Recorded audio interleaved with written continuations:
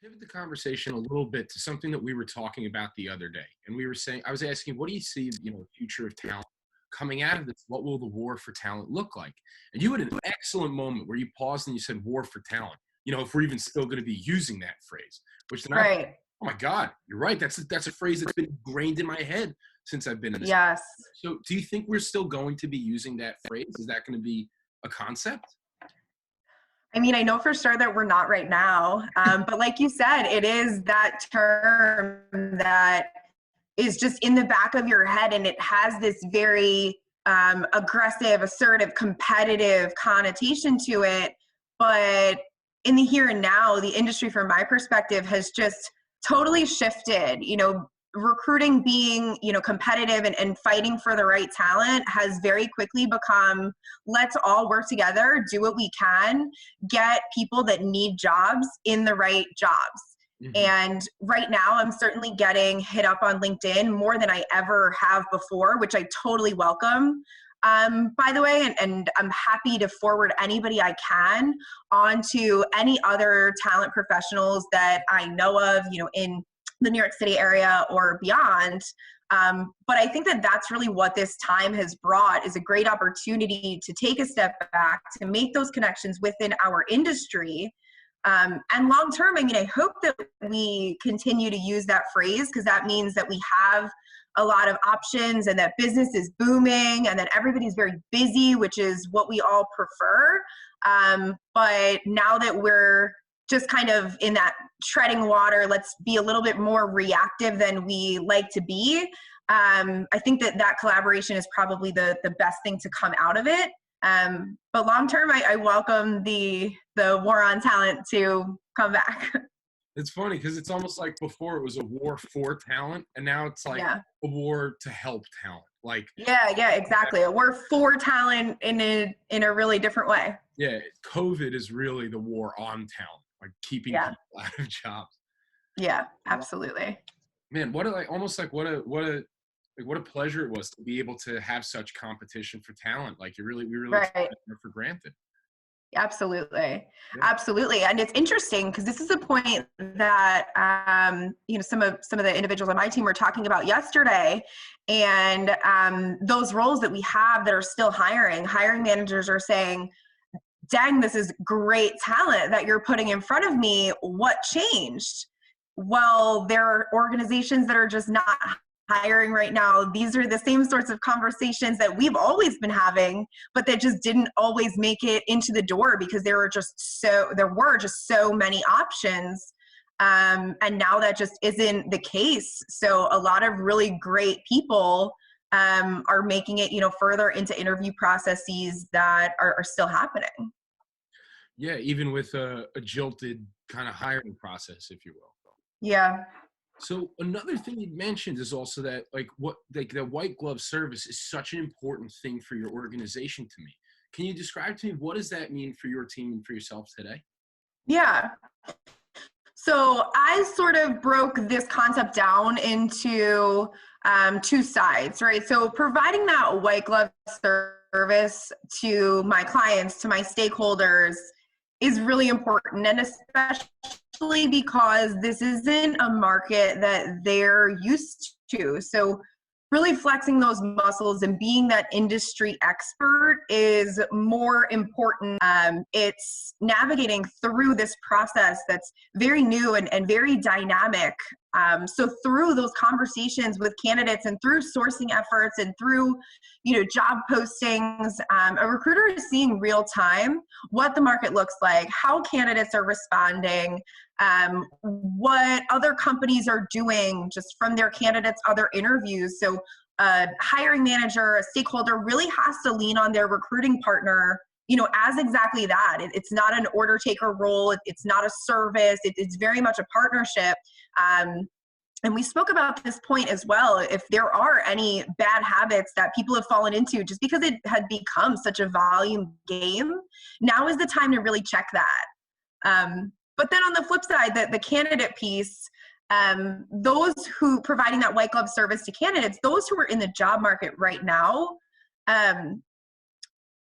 probably, or it's very likely that they have to be.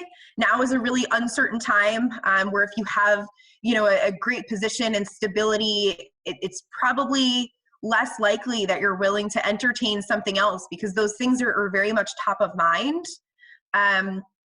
But going back to basics, those good habits that providing feedback, holding yourself accountable to expectations, having empathy is more important, in this really sensitive time as well. I think it's so interesting. There are a couple of things that you mentioned there that I completely agree with. One is, it used to be such a volume play. I think coming back from this, it's going to be an even bigger volume play because there's so many people, applying. But that being said, I also agree with you on the empathy side. I don't think it's going to be a war for, why you should work for us. I think a lot of companies' true colors have really come through amidst this crisis. The way, they take care of their employees, the way they've, vocalized their intentions, all sorts of things like that. So I think it's going to be a big volume play, but it's going to be a big empathy play too. What's going to matter to a candidate is, how am I being treated from the minute that I enter your brain? How am I being, because I've seen, if I'm going to a company that doesn't care about me as a person, what that can end up meaning for my life.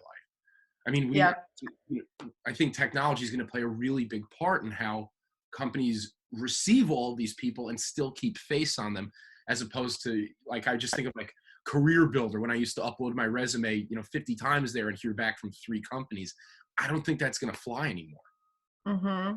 Yeah, absolutely. It's a lot about the experience. And as, like you were saying, as candidates, once they start to have many options again, are navigating through what's going to be the right fit for me, it's going to be different things that are top of mind. It's going to be, a reaction to how they handled a situation like this, and how they were scrambling or how they were communicated with. So yeah, I mean, treating your, and this ties right back into ADP, right? It's investing in your human capital management, and it's how you're treating your people and investing in your people. And, don't get me wrong, there are, of course, business decisions that have to be made right now. And some of them are very tough around, shifts of focus and layoffs and furloughs and things like that. But there's that branding perspective, and word travels, and everybody's hearing about how companies are responding to things like this. And even right away, immediately in phone interviews, I'm getting those questions. How is ADP handling coronavirus? How are your clients responding to this? So just being very cognizant of what that message looks like and what those long-term implications are going to be of how organizations are handling this right now, as candidates have their priorities shifted down the line. So how is your team investing? Human capital management was a really interesting term that you brought up there. How is ADP investing in human capital management?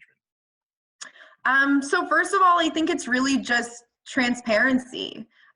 So at first, when COVID started to become a constant topic of conversation, it was another email, another update. But as it became more and more serious and severe, and we started seeing, significant jolts in how we do our day-to-day, it's just very much appreciated. And we've taken a lot of steps, we being ADP, kind of the greater organization, to humanize everything and to have a lot of open lines of communication and a lot of focus on mental health and on collaboration and on culture.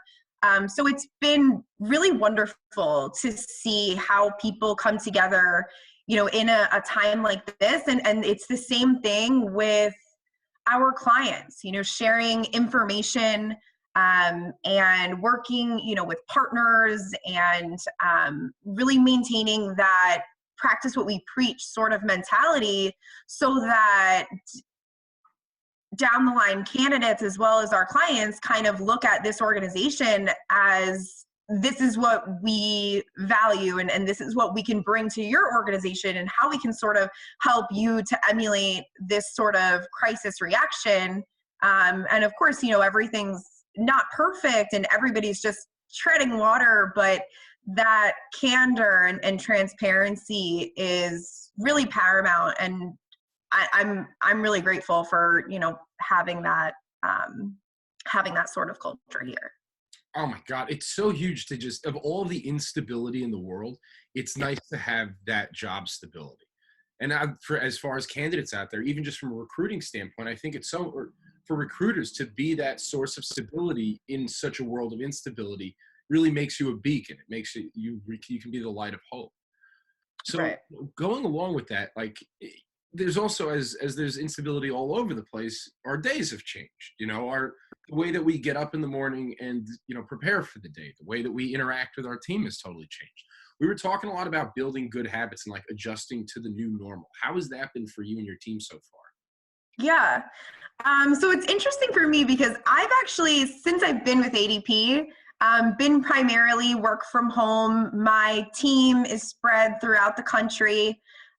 So from a first level perspective, there's been, very little change to day to day, but I think having everybody on this same page and having this, new attention and value placed on mental health and on checking in with everybody and on maintaining this virtual connection and on let's Zoom and let's happy hour and let's stream workouts. It's just been awesome. And was reading an article actually earlier today about the value of, just resting to get, to build performance, I guess, to recover and build up that ability again. So being able to share that and participate in that has been wonderful, but also just on the actual job. Recruiters get a bad rap, right? There are some bad eggs that are maybe in this field because they fell into it for not the right reasons. But those who are ghosting candidates or those who are just, randomly posting, randomly sending spam messages, now's the time to check that. You're really conscious of the fact that people who are looking for jobs right now are sometimes scared and sometimes in uncomfortable positions, and you just wouldn't treat somebody like that. So if there was ever a time to go back to basics, to remember why we chose this field, is because of that, and to be a resource for these people and to help them find opportunities that are going to be awesome fits for their career and their growth. And then also to help hiring managers kind of find the right puzzle piece. It's fun. It's a really rewarding role to be in, but you can sort of forget that. So it's nice to be forced to take a step back, where it's not just, you're just filling every single role, but there's a value in actually bringing every single person on board. So it's been nice to be reminded of that. But then also, most importantly, embrace the virtual. I don't see us going back to a fully in-person interview process.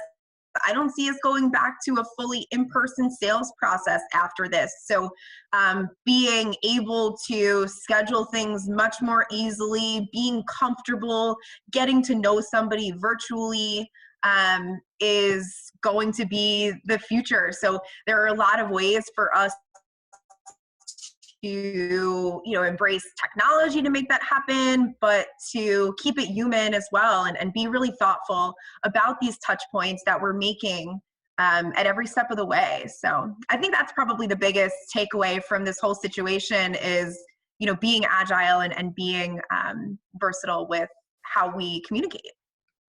I think we have to be.